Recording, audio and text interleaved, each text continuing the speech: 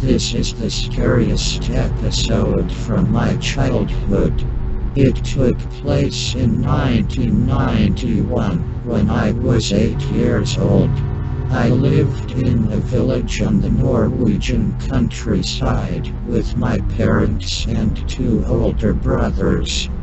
There weren't many kids around for us to play with, so we always stuck together despite the age difference. I was 8, my brothers 10 and 12.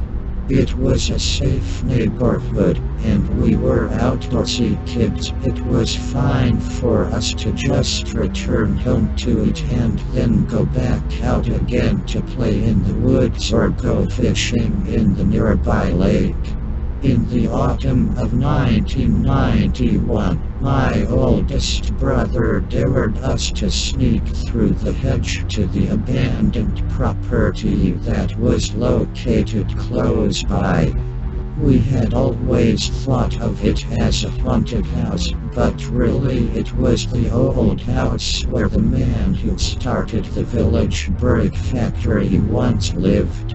No one had lived there for ages, and the paint was starting to peel off and several windows were broken. Our parents would tell us to never go there. Their reason was, of course, that they feared we would get hurt playing there, but we thought it was because it was haunted. But that day we dared to walk around in the garden, or what you wanna call it.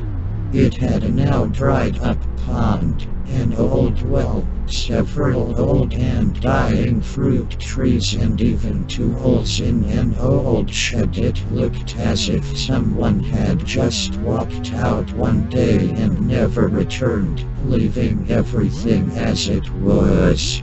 We soon came to think of the garden as ours, and played there all the time. We climbed the trees, used the tools to build things. It was great, our very own secret playground. We suspected that people in the village had seen us, because soon our parents would ask us if we had gone there despite it being strictly forbidden, which of course we denied. But someone must have complained. We were rather loud and untamed kids. Until one day, it was in November, I remember, since it was the days before my birthday. It was a damp and rainy day, and we weren't really in the mood for playing outside. But our mom had chased us out of the house so she could clean in peace, and we weren't allowed back until an hour later. So we decided to try and open the old cellar.